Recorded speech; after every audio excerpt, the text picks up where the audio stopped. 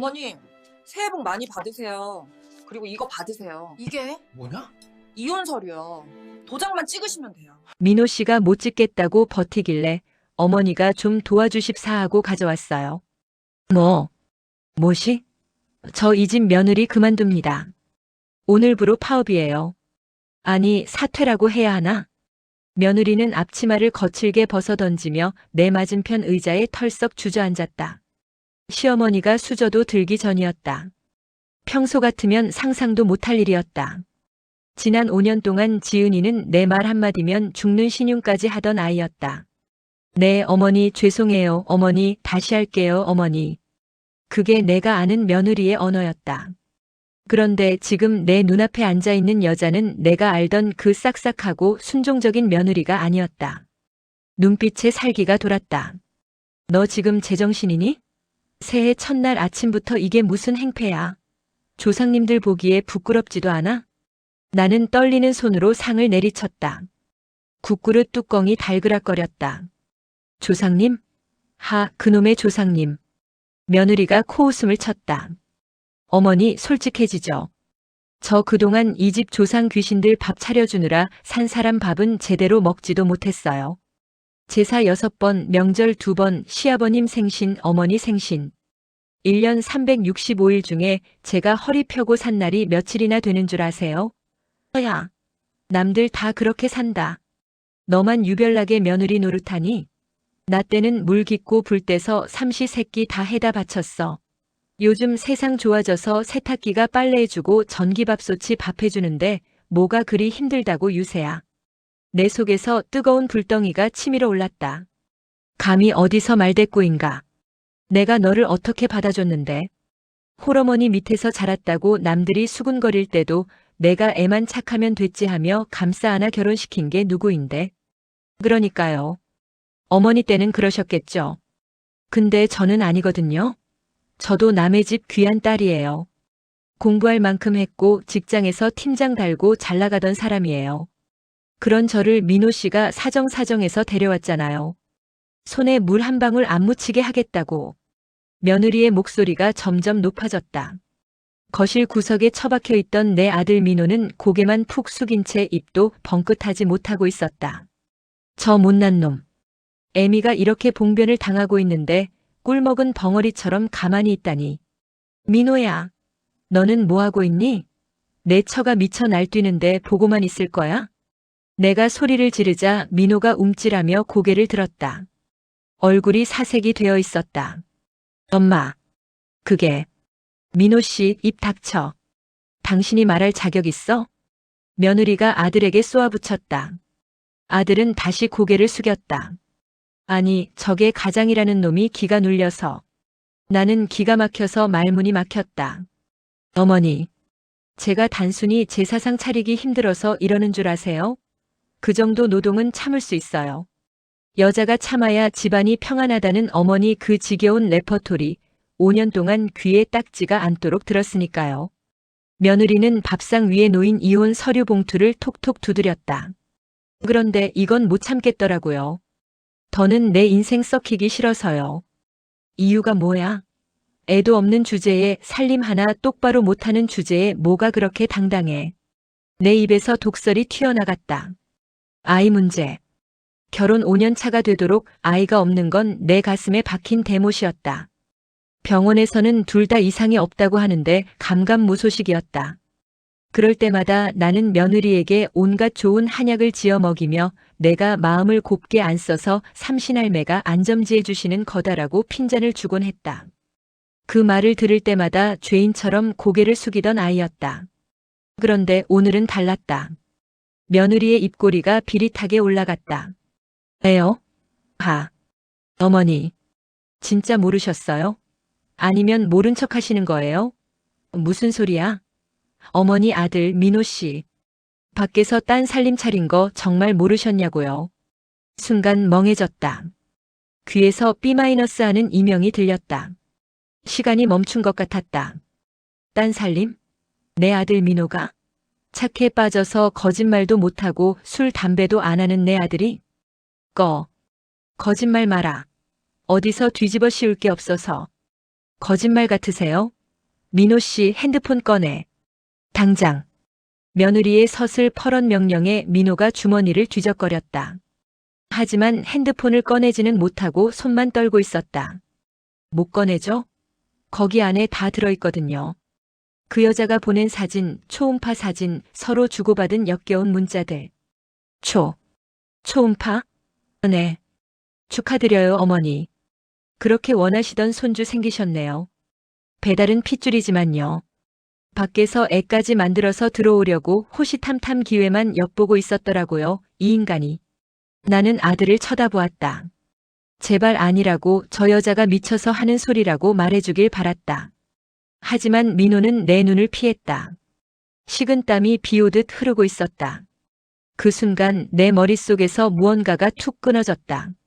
나는 평생을 바쳐 이 집안을 지켰다. 남편이 일찍 죽고 시장 바닥에서 생선 내장을 따며 민호를 키웠다. 내 손톱 밑에는 비린내가 빠질 날이 없었고 내 무릎은 닳고 닳아 비가 오면 쑤셔 잠을 못 잤다. 오직 하나, 내 아들 번듯하게 키워서 남부럽지 않게 사는 것. 며느리 잘 얻어서 화목한 가정 꾸리는 것. 그게 내 유일한 보상이었다. 그런데 내 아들이 바람을 피웠다니. 그것도 모자라 밖에서 애를 만들어? 그리고 며느리는 새해 첫날 그 사실을 내 밥상에 이혼 서류와 함께 던져버렸다. 너 알고 있었으면서 왜 이제야 말해? 왜 하필 오늘이야? 나는 억울해서 미칠 것 같았다. 배신감은 아들에게서 왔지만 분노의 화살은 며느리에게로 향했다. 왜 내 새해를 망치냐는 유치하고도 원초적인 분노였다. 왜 오늘이냐고요? 어머니가 제일 행복해하는 날이니까요. 며느리가 자리에서 일어났다. 그녀의 눈에 처음으로 물기가 비쳤다. 하지만 그것은 슬픔이 아니라 도끼였다. 어머니는 항상 그러셨죠. 가족이 다 모여야 명절이다. 여자가 희생해야 집안이 선다. 저 그 말 듣느라 아버지 임종도 못 지켰어요. 3년 전 설날 위독하시다는 전화 왔을 때 어머니가 뭘 하셨어요? 그래도 제사는 지내고 가라고 하셨죠? 저 그때 전 부치면서 울었어요. 그러고 병원 갔더니 아빠는 이미 식어 계셨어요. 3년 전. 기억이 났다. 사돈어른이 돌아가셨던 날. 그때 분명 나는 제사상 차리는 게 급해서 조금만 있다 가라고 했었다. 그게 그렇게 큰일이었나? 시집 온 여자가 시댁 제사가 우선이지. 그때 맹세했어요. 내 인생에서 가장 잔인한 날, 어머니가 가장 행복해하는 이날에 저도 똑같이 돌려드리겠다고. 며느리는 핸드백을 챙겨들었다. 이 집구석, 이제 지긋지긋해요. 민호 씨랑 그 상간녀랑 셋이서 잘 먹고 잘 사세요. 위자료 청구 소송은 따로 들어갈 거니까 각오하시고요. 어머니 아들이 번 돈 제가 다 가져갈 거니까 깡통 찰 준비나 하세요. 쾅! 현관문이 닫히는 소리가 아파트 전체를 울렸다. 거실에는 정적만이 감돌았다. 식어버린 떡국 냄새가 역겹게 코를 찔렀다. 나는 바닥에 주저앉아 있는 아들을 보았다. 민호야, 이게 다 사실이니? 아들이 고개를 끄덕이며 엉엉 울기 시작했다. 그 울음소리가 너무나도 처량하고 한편으로는 뻔뻔해서 나는 눈앞이 캄캄해졌다. 아들의 울음소리 위로 며느리의 마지막 말이 비수처럼 꽂혔다. 어머니 아들 제가 다 가져갈 거니까 깡통 찰 준비나 하세요. 내 전 재산, 내 집, 내 아들의 장래, 그리고 내 자존심. 모든 것이 무너져 내리고 있었다. 심장이 쥐어짜듯 아파왔다. 나는 가슴을 움켜쥐고 쓰러지듯 바닥에 누웠다. 천장이 뱅글뱅글 돌았다. 안 돼. 이대로는 안 돼. 내 인생이 이렇게 끝날 수는 없어. 멀어지는 의식 속에서 나는 이를 악물었다. 며느리 그년이 내 돈을 가져가? 내 아들을 신용불량자로 만들어? 어림없지. 내가 어떻게 모은 재산인데. 내가 어떻게 키운 아들인데. 나는 흐릿한 눈으로 식탁 위 이혼 서류 봉투를 노려보았다. 전쟁이다. 이건 전쟁이다. 감히 며느리 주제의 시어머니를 능멸해? 내가 팀장이면 다야? 나 박말순이야. 산전수전 공중전 다 겪은 박말순이라고. 하지만 다짐과 달리 내 몸은 말을 듣지 않았다. 숨이 가빠왔다. 아들은 여전히 바닥에 처박혀 짐승처럼 울고만 있었다. 저 못난 놈. 저걸 믿고 내가 평생을. 그때였다. 닫혔던 현관문이 다시 벌컥 열렸다. 나는 며느리가 마음을 돌려 다시 온 줄 알았다. 희미하게 고개를 돌려 현관을 보았다. 하지만 들어온 사람은 며느리가 아니었다. 낯선 여자. 배가 남산만하게 부른 젊은 여자가 캐리어를 끌고 현관에 서 있었다. 오빠? 왜 전화를 안 받아? 나 그냥 짐 싸서 왔어. 우리 애기 아빠 집에서 나으려고. 아, 하늘이 무너진다는 게 이런 거구나. 나는 그대로 정신을 잃었다. 눈을 떴을 때 코끝을 찌른 건 역한 소독약 냄새였다. 하얀 천장이 빙글빙글 돌다 서서히 멈췄다. 내가 죽었나? 아니, 죽어서 저승에 갔다면 이렇게 골이 쪼개질 듯 아플 리가 없다. 나는 무거운 눈꺼풀을 억지로 들어올렸다. 어머 오빠, 어머님 깨나셨어. 귀를 찢는 듯한 하이톤의 목소리. 며느리 지은이의 차분하고 낮은 목소리가 아니었다. 고개를 돌리니 낯선 여자가 사과를 깎다 말고 호들갑을 떨고 있었다. 짙은 화장에 촌스러운 큐빅이 박힌 네일아트. 아까 현관에서 마주쳤던 그 배불뚝이 여자였다. 이름이 유리라고 했던가. 엄마, 정신이 들어? 민호가 침대맡으로 달려왔다. 녀석의 얼굴은 반쯤 넋이 나가 있었다. 나는 산소 호흡기를 떼어내며 마른 침을 삼켰다. 목구멍이 사포로 문지른 듯 까슬거렸다. 여기가 어디냐? 응급실이에요. 엄마 쓰러지고 119 불러서 왔어. 혈압이 200까지 치솟았대요. 의사 선생님이 큰일 날 뻔했다고. 어머님 걱정 마세요. 제가 오빠 옆에서 딱 지키고 있었어요. 뱃속에 우리 튼튼이도 할머니 걱정했나 봐. 계속 발로 차더라고요. 여자가 불쑥 배를 들이밀며 내 손을 잡으려 했다. 나는 기겁하며 손을 뿌리쳤다. 저 여자가 내 손을 잡는 게 뱀이 몸을 감는 것보다 끔찍했다. 누가 내 어머니야? 썩 꺼지지 못해? 아유, 어머님도 참. 저 이제 오빠랑 살 건데 그럼 어머님이시죠? 지은 언니. 아니 전처가 그렇게 나가버렸는데 제가 챙겨드려야죠. 여자는 뻔뻔했다. 얼굴에 철판을 깐 정도가 아니라 아예 쇠가죽을 뒤집어 쓴 것 같았다. 전처라니. 아직 법원 문턱도 안 밟았는데 지은이를 벌써 과거의 사람 취급하고 있었다. 민호 너. 저거 안 내보내니? 당장 내 눈앞에서 치워. 엄마 그게. 유리가 갈 데가 없어. 지금 만삭인데 원룸 보증금도 다 뺏어왔대. 그리고 내 애를 가졌잖아. 아들은 내 눈을 피하며 우물쭈물거렸다. 그 모습이 어찌나 한심하고 비굴한지 링거 바늘을 꽂은 손으로 뺨이라도 후려치고 싶었다. 그래서 저 근본도 모르는 여자를 집으로 들이겠다고. 지은이는? 지은이한테 연락해봤어? 전화 안 받아. 카톡도 차단한 것 같아. 가슴이 덜컥 내려앉았다. 지은이는 한 번 아니면 아닌 아이였다.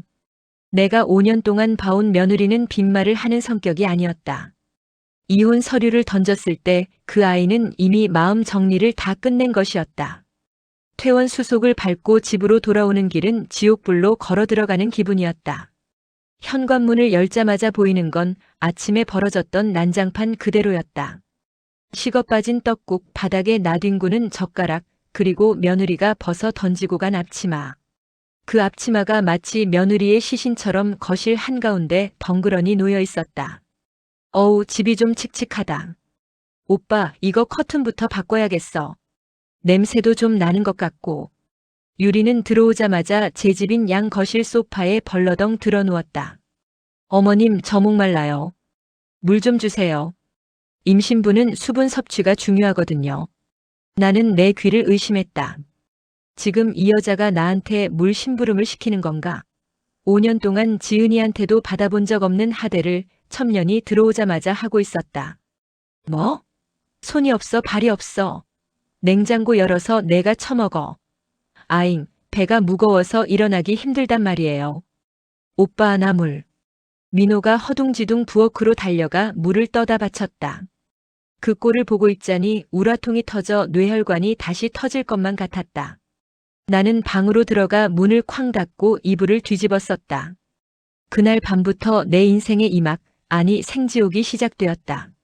지은이가 있을 때는 몰랐다. 집안일이라는 게 이렇게 끝도 없는 노동인 줄은. 아침에 일어나면 밥 냄새가 났고 빨래통은 항상 비워져 있었으며 화장실에는 물때 하나 없었다. 나는 그게 당연한 건 줄 알았다. 요정이나 우렁각 씨가 해주는 게 아니라 지은이가 새벽 5시에 일어나 출근하기 전에 해놓은 피땀 어린 노동이었다는 걸 나는 칠순이 되어서야 깨달았다. 유리는 손가락 하나 까딱하지 않았다. 아침 11시까지 늘어지게 자다가 일어나서는 배달 음식을 시켜댔다. 그것도 내 카드로. 어머님 밥 안 하세요? 저 배고픈데. 점심때가 지나 거실로 나가보면 유리가 소파에 앉아 TV를 보며 나를 빤히 쳐다보았다. 식탁 위에는 어젯밤 먹다 남은 치킨 뼈와 피자 박스가 그대로 쌓여 있었다. 날파리가 꼬이기 시작했다. 내가 시켜 먹은 건 내가 치워야 할 거 아니냐? 아, 까먹었네. 오빠 오면 치우라고 할게요. 냄새나니까 어머님이 좀 치워주시면 안 돼요? 태교에 안 좋은데. 결국 고무장갑을 끼는 건 나였다. 음식물 쓰레기 봉투를 들고 엘리베이터를 타는데 거울 속에 비친 내 모습이 처량하기 그지없었다. 헝클어진 머리, 늘어난 티셔츠, 분노로 일그러진 주름진 얼굴. 지은이는 항상 출근할 때도 단정했고 쓰레기를 버리러 갈 때도 깔끔했다. 어머니, 무거우니까 제가 버릴게요. 들어가세요. 엘리베이터 거울 속에서 지은이의 목소리가 환청처럼 들렸다. 그때는 그게 고마운 줄 몰랐다. 애도 없는 게 힘쓸 때가 어디 있다고 얼른 다녀와라. 라며 면박이나 줬었지. 내가 미쳤었구나. 복을 제 발로 걷어차고 똥오줌을 뒤집었었구나. 그렇게 일주일이 지났다. 집안은 돼지우리가 되어갔고 내 통장 잔고는 눈에 띄게 줄어들었다. 유리는 하루가 멀다 하고 백화점 쇼핑백을 들고 들어왔다. 민호 카드가 막히자 뻔뻔하게 내 지갑에 손을 댔다. 어머님, 애기 내복 샀어요. 백화점 브랜드라 좀 비싼데 첫 손주잖아요. 영수증을 보니 30만 원이었다. 내복 한 벌에 30만 원. 지은이는 5년 동안 자기 옷 한 벌 살 때도 아울렛 매대를 뒤지던 아이였다. 폭발은 엉뚱한 곳에서 터졌다. 일주일 만에 우체통을 확인하러 갔다가 법원에서 온 등기 우편을 발견했다. 발신인 법무법인 정직. 김지은 대리인. 손이 덜덜 떨렸다. 봉투를 뜯어 내용을 읽어내려가던 나는 그 자리에 주저앉고 말았다. 소장 피고 1. 이민호 상간 및 유책 배우자 피고 2. 박말순 부당한 대우 및 혼인 파탄 방조 피고 3. 최유리 상간녀. 청구 취지. 피고들은 연대하여 원고에게 위자료 1억 원을 지급하라. 재산 분할 현재 거주 중인 아파트 시가 8억 상당의 50%에 대한 지분을 원고에게 이전하라. 피고 이민호의 모든 금융 자산 및 퇴직금에 대한 가압류를 신청한다. 눈앞이 캄캄했다. 위자료는 그렇다 쳐도 이 아파트는 내 명의가 아니라 민호 명의였다. 10년 전 세금 문제 때문에 아들 명의로 돌려놓았던 게 화근이었다. 그때 며느리가 어머니 명의로 두시는 게 안전하지 않으세요? 라고 조심스레 물었을 때 너 우리 재산 탐내니? 라고 쏘아붙였던 기억이 났다. 지은이는 알고 있었다. 이 집이 민호 명의로 되어 있다는 걸. 그리고 민호가 결혼 생활 내내 생활비를 거의 내놓지 않고 지은이 월급으로 생활했다는 사실을 입증할 자료가 차고 넘친다는 것도. 이 망할 년이. 욕이 나왔지만 그 욕은 며느리가 아니라 나 자신 그리고 멍청한 아들놈을 향한 것이었다. 나는 소장을 구겨 쥐고 집으로 뛰어 올라갔다. 현관을 열자마자 유리의 웃음소리가 들렸다. 오빠 이거 봐. 이 유모차 너무 예쁘지 않아? 200만 원밖에 안 해. 이거 사줘. 그래. 우리 튼튼히 탈 건데 좋은 거 사야지. 민호 녀석이 해벌쭉해서 맞장구를 치고 있었다. 당장 내일 길거리에 나앉게 생겼는데 유모차 타령이라니. 나는 소장을 민호 얼굴에 집어던졌다. 이 미친놈아. 정신 차려. 내 마누라가 지금 우리 목줄을 조여오는데 유모차가 문제야? 민호가 소장을 주워들고 읽기 시작했다. 읽어내려가는 눈동자가 지진 난 듯 흔들렸다. 재산 분할?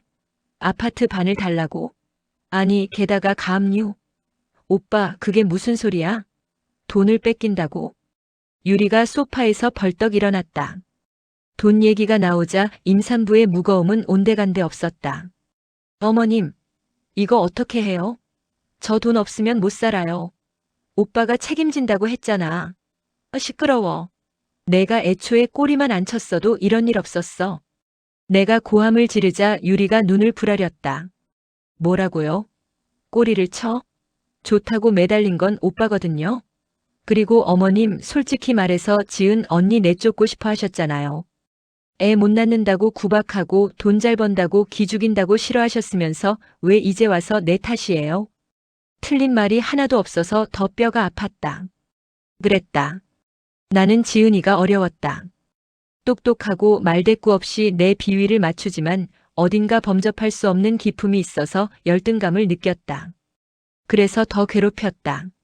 내 발밑에 두려고. 그런데 지은이가 떠나고 나니 나는 발밑이 아니라 낭떠러지 끝에 서 있었다.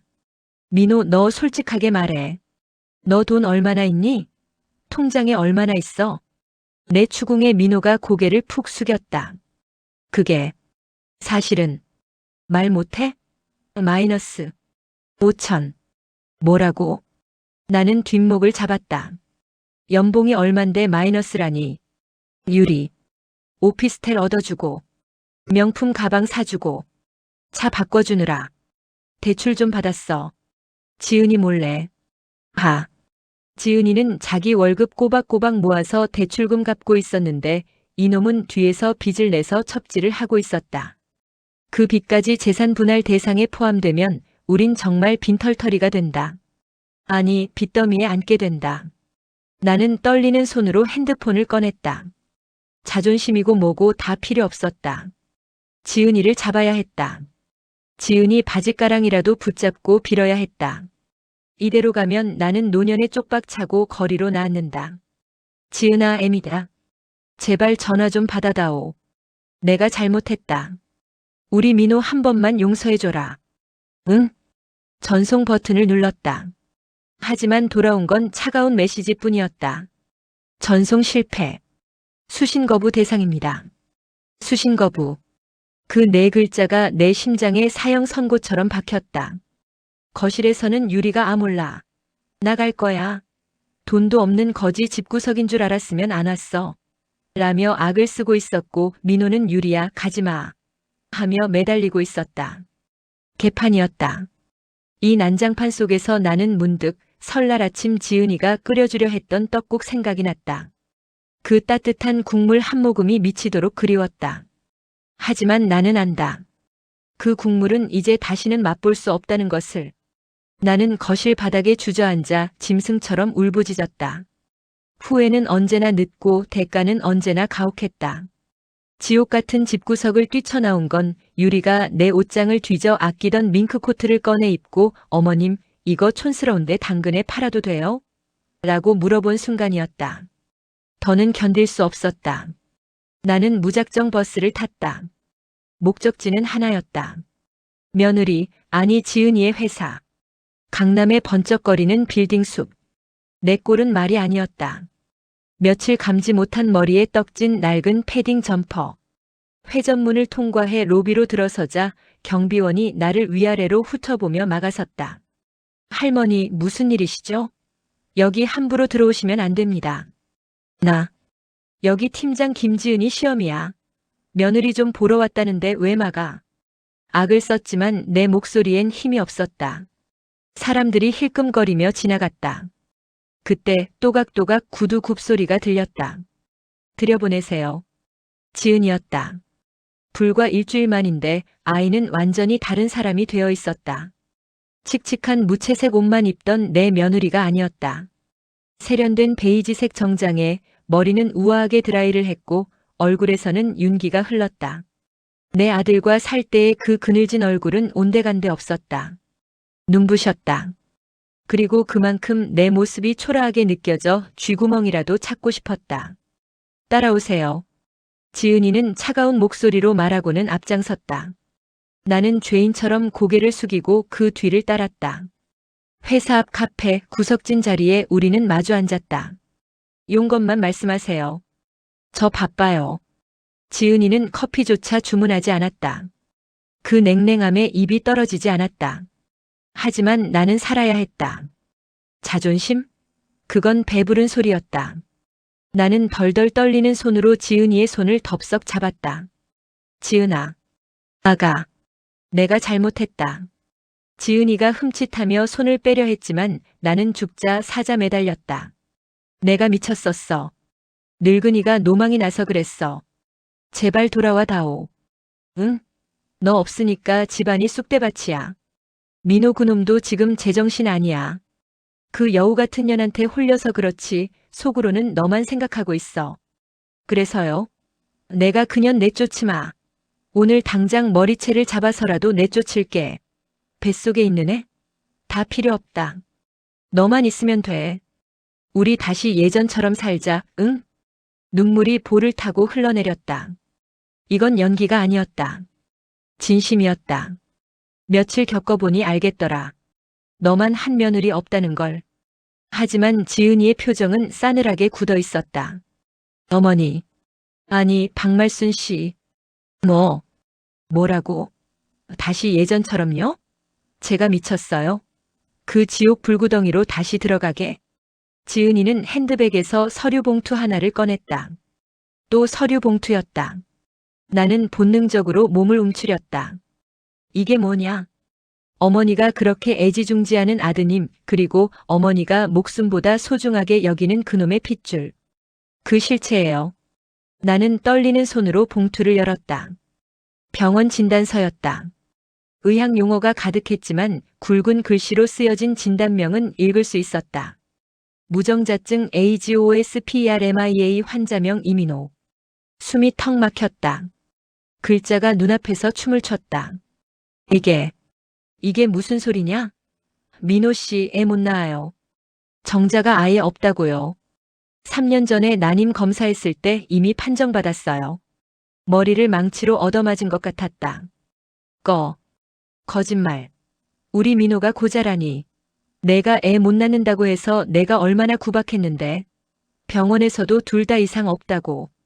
제가 의사한테 부탁했어요. 어머니 아시면 쓰러지실 거라고 그냥 원인 불명 난임으로 해달라고요. 민호 씨 기죽는 거 싫어서 제가 다 뒤집었었어요. 제가 몸이 차서 죄송해요. 제가 스트레스를 많이 받아서 죄송해요. 5년 동안 죄인처럼 산 건 저라고요. 지은이의 목소리가 처음으로 떨렸다. 그동안 참아왔던 서름이 터져나오는 듯 했다. 나는 멍하니 지은이를 바라보았다. 내 아들이 고자라니. 그럼 내가 5년 동안 며느리한테 먹인 그 쓴 한약들은 다 뭐였나? 내가 며느리 가슴에 박은 그 못들은 다 어쩌나? 그런데 잠깐 머릿속을 스치는 섬광 같은 의문 하나. 그럼 유리는? 그년 뱃속에 있는 애는? 내 눈이 왕방울만 해졌다. 민호가 애를 못 낳는데 유리가 임신을 했다? 지은이가 비웃듯 입꼬리를 올렸다. 그걸 이제 아셨어요? 그 여자 뱃속에 있는 애 민호 씨의 아니에요. 뻐꾸기 새끼라고요. 뭐시? 민호 씨도 알아요. 아니, 알면서도 모른 척하는 건지 멍청해서 속는 건지 모르겠지만 안다니? 민호가 그걸 알고도 그년을 들였단 말이냐? 민호 씨한테 진단서 보여줬어요. 그랬더니 뭐라는 줄 아세요? 기적이래요. 의사가 오진한 거래요. 자기는 남자 구실 멀쩡히 한다고 우기더라고요. 그 여자가 보여준 초음파 사진 한 장에 눈이 멀어서 의학적 사실도 부정하고 싶었던 거겠죠. 아니면 자기 핏줄이 아니라는 걸 인정하는 순간 자기 남성성도 끝장난다는 걸 받아들이기 싫었겠죠. 속에서 뜨거운 피가 역류했다. 내 아들은 단순히 바람을 피운 게 아니었다. 멍청이었다. 천하의 등신 머저리였다. 다른 놈의 씨를 벤 꽃뱀한테 홀려서 조강지처를 버리고 제 어미 등골까지 뽑아먹으려 든 것이다. 그 여자가 누구 애를 뱉는지는 저도 몰라요. 하지만 확실한 건 이민호 씨 핏줄은 아니라는 거예요. 어머니가 그토록 끔찍이 여기는 이씨 집안대는 애초에 끊긴 지 오래라고요. 지은이는 자리에서 일어났다. 이제 아시겠어요? 어머니가 지키려던 게 얼마나 썩어 빠진 동아줄이었는지. 며느리 고마운 줄도 모르고 아들 감싸고 돌다가 결국 남의 자식 키우게 생기셨네요. 축하드려요. 소원대로 손주 보시겠네. 지은아, 가지 마라. 내가 잘못했다. 이걸 알았으니 내가 그년들 가만 안 둔다. 응? 나는 다급하게 지은이의 옷자락을 붙잡았다. 엎드려 빌었다. 사람들이 쳐다보는 건 중요하지 않았다. 지금 지은이를 놓치면 나는 정말 똥물 뒤집어 쓴 등신이 되는 거였다. 이건 아세요. 지은이가 매몰차게 내 손을 뿌리쳤다. 그 힘에 밀려 나는 카페 바닥에 나동그라졌다. 더 이상 추하게 굴지 마세요. 위자료 준비나 잘하시고요. 아, 그리고 그 여자. 보통 아니에요. 사채 빚도 있는 것 같던데 아마 어머니 아파트까지 다 빨아먹고 튈걸요? 건투를 빕니다. 지은이는 뒤도 돌아보지 않고 카페를 나갔다. 딸랑 마이너스 맑은 종소리와 함께 그녀가 사라진 문 너머로 찬 바람이 훅 들어왔다. 나는 바닥에 주저앉은 채 멍하니 창밖을 보았다. 지은이가 택시를 타고 유유히 사라지고 있었다. 그리고 내 손에는 구겨진 진단서 한 장만이 쥐어져 있었다. 무정자증. 모든 게 거짓말이었다. 아들의 효심도 손주라는 축복도 내 노후의 안락함도 모두 사기였다. 그 순간 주머니 속에서 핸드폰이 요란하게 울렸다. 아들놈이었다. 엄마, 어디야? 유리가 배 아프대. 한우 먹고 싶다는데 카드 좀 긁게 빨리 와. 아, 그리고 아까 유리 유모차 결제한 거 카드 한도 초과 떴어. 엄마 다른 카드 없어? 전화기 너머로 들려오는 아들의 징징거리는 목소리.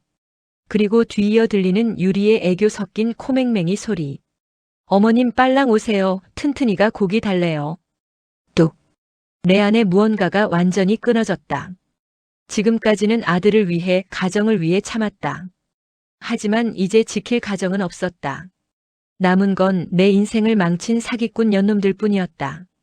나는 자리에서 벌떡 일어났다. 눈에서 눈물이 멈추고 대신 시퍼런 도끼가 서렸다.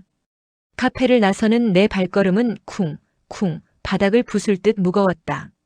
그래. 먹고 싶다 이거지? 한우? 나는 이를 갈았다. 와라. 내 오늘 너희들 최후의 만찬을 차려주마. 그리고 다 같이 죽자. 나는 비틀거리며 정육점이 아닌 철물점으로 향했다. 내 손에는 한우 대신 묵직하고 차가운 쇠망치 하나가 들려 있었다.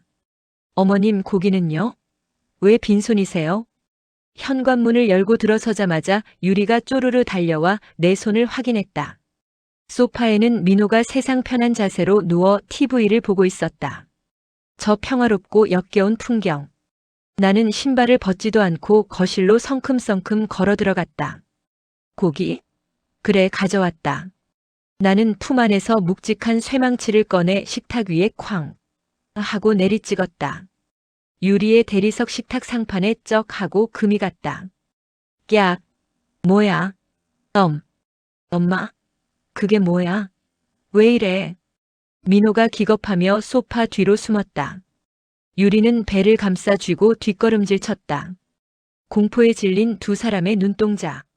나는 그 꼴을 보며 비틀린 웃음을 흘렸다. 왜? 한우 사오라며. 잡아먹으려 한다. 이 기생충 같은 년놈들을. 나는 쇠망치 옆에 구겨진 종이 한 장을 던졌다. 지은이가 준 진단서였다. 민호야, 내 처가 주고 간 선물이다. 읽어봐라. 민호가 쭈뼛거리며 다가와 종이를 집어들었다. 읽어내려가는 녀석의 눈동자가 점점 커지더니 이내 초점을 잃고 흐려졌다. 무정자증? 내가? 말도 안 돼. 이거 오진이야. 나 튼튼이 아빠 맞다고. 오진? 지은이가 너 자존심 살려주려고 3년 동안 입 다물고 있었던 거야. 의사 매수해서 내가 아니라 자기가 부림인 척 연기했다고. 이 등신 천치 같은 놈아. 내 고함 소리에 집안이 쩌렁쩌렁 울렸다. 민호는 다리가 풀렸는지 바닥에 주저앉았다. 나는 시선을 돌려 유리를 노려보았다. 들었지? 내 뱃속에 있는 그애 내 아들 씨 아니다. 누구 씨냐? 나이트에서 만난 놈이냐 아니면 호구 하나 물려고 아무나 잡은 거냐? 유리의 얼굴이 백지장처럼 하얗게 질렸다. 하지만 이내 표정이 싹 바뀌었다. 더는 연기할 필요가 없다는 듯 그 가증스러운 눈웃음을 거두고 차가운 독사의 눈을 떴다. 치 들켰네. 좀 더 뜯어먹을 수 있었는데. 뭐야? 유리야, 너 지금 뭐라고 했어? 민호가 믿을 수 없다는 듯 유리를 쳐다봤다. 유리는 코웃음을 쳤다. 오빠 미안해서 어쩌지? 나도 긴가민가 했는데 오빠가 하도 자기 애라고 우기길래 그런 줄 알았지. 근데 고자였어? 아, 시간 낭비했네. 유리는 뒤도 돌아보지 않고 방으로 들어가 자기 짐을 챙기기 시작했다. 민호가 기어가서 유리의 바짓가랑이를 잡았다.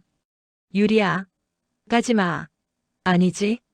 이거 엄마가 꾸며낸 거지. 우리 튼튼이 내 아들 맞잖아. 이거나. 징그럽게 어디다 손을 대?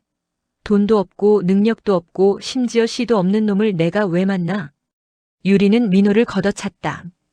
그리고 챙겨둔 명품 가방들을 양손 가득 들고 현관으로 향했다. 할망구 고마워요. 덕분에 이 찐따한테서 빨리 탈출하네요. 아, 내복값 30만 원은 팁으로 칠게요. 쾅. 현관문이 닫혔다. 태풍이 휩쓸고 지나간 자리에는 정적만이 남았다. 민호는 바닥에 엎드려 짐승처럼 울부짖고 있었다. 으아앙. 유리야. 내 아들. 으흐. 나는 그 모습을 싸늘하게 내려다보았다. 예전 같으면 가슴이 미어졌을 것이다. 내 새끼 불쌍해서 어쩌나 하고 같이 울었을 것이다. 하지만 지금은 아무런 감정이 들지 않았다. 오히려 속이 후련했다. 썩은 이가 빠진 것처럼. 일어나라. 내 목소리는 차분했다. 엄마. 나 어떡해?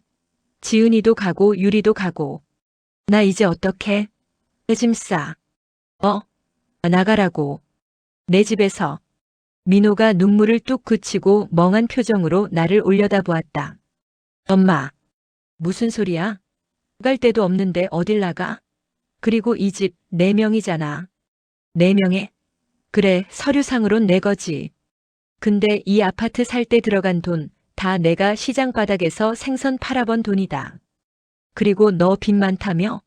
지은이가 소송 걸면 이 집 경매로 넘어갈 거다. 어차피 내 거 아니야. 나는 망치를 다시 집어들었다. 내가 안 나가면 내가 이 집 다 부숴버리고 나갈 거다. 경찰을 부르든 불을 지르든 끝장을 볼 거야. 나 잃을 거 없는 늙은이야. 선택해.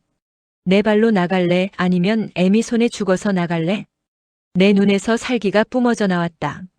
민호는 본능적으로 알았을 것이다. 지금의 엄마는 밥 차려주던 그 엄마가 아니라는 것을. 엄마. 잘못했어. 한 번만 봐줘. 꼴도 보기 싫으니까 당장 꺼져. 내가 싼 똥 내가 치워. 지은이한테 빌든 감옥을 가든 알아서 해. 다시는 내 눈앞에 나타나지 마. 나는 식탁 위에 있던 떡국 그릇을 현관으로 집어 던졌다. 와장창. 그릇 깨지는 소리에 민호가 비명을 지르며 쫓기듯 밖으로 도망쳤다. 신발도 제대로 신지 못한 채였다. 다시 정적. 이번에는 진짜 정적이었다. 나는 깨진 그릇 조각들이 널브러진 현관을 바라보았다. 텅 빈 집. 썰렁한 기운. 다리에 힘이 풀려 주저앉았다. 통곡이 터져 나올 줄 알았다. 그런데 아니었다.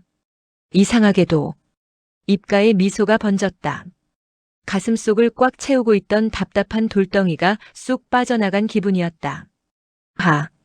하하하. 나는 미친 사람처럼 웃었다. 눈물이 찔끔 났지만 그건 슬픔의 눈물이 아니었다. 해방감이었다.